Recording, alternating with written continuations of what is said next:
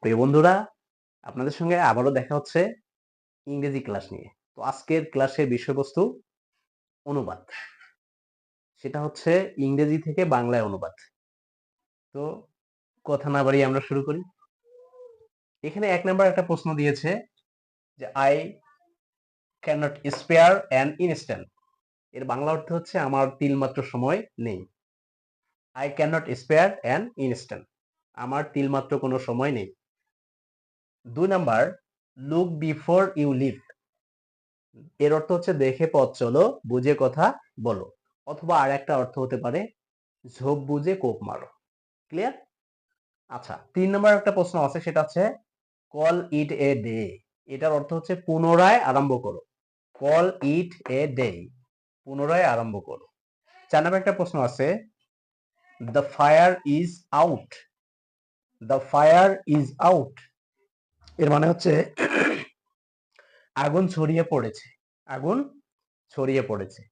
তো একটা বিষয় আছে ৫ number, he is out of luck. He is out of luck এর অর্থ হচ্ছে তার পোড়া কপাল। He is out of luck এর অর্থ হলো তার পোড়া কপাল।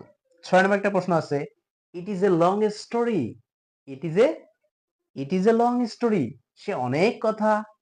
তারপর ৭ নম্বর একটা প্রশ্ন আছে, পেশেন্স হ্যাজ ইটস রেওয়ার্ডস। এটা সহজ অর্থ হলো সবরে মেওয়া ফলে। সবরে কি ফলে? মেওয়া ফলে। পরের প্রশ্নে যাই। ৮ নম্বর প্রশ্নে বলা হয়েছে, man gets as much as he wants. মানুষ যত চায় তত পায়। মানুষ যত চায় তত পায়। এরপরে একটা প্রশ্ন, সেটা হচ্ছে ওয়েস্ট নট ওয়ান্ট নট। অপচয় করো না, অভাবও হবে না। তো ১০ নম্বর একটা প্রশ্ন, সেটা হচ্ছে the scholar is to live. Is to live এই কলারটি বড্ড নরম। এই কলারটি বড্ড নরম। এগুলো বিভিন্ন সালে আসছে। আমরা যদি চিন্তা করি তাহলে বিভিন্ন সাল, যে ১৭তম থেকে শুরু করে ১০তম পর্যন্ত আমাদের এখানে এই প্রশ্নগুলো আছে। তো আশা করি আজকের ক্লাস স্বল্প পরিসরে বুঝতে পেরেছেন, এবং আমরা পরবর্তীতে এরকম ইম্পর্টেন্ট কিছু দেখা যায় বিষয় নিয়ে চলে আসবো। তো আবারও দেখা হবে। সেই সাথে সবাই ভালো থাকবেন।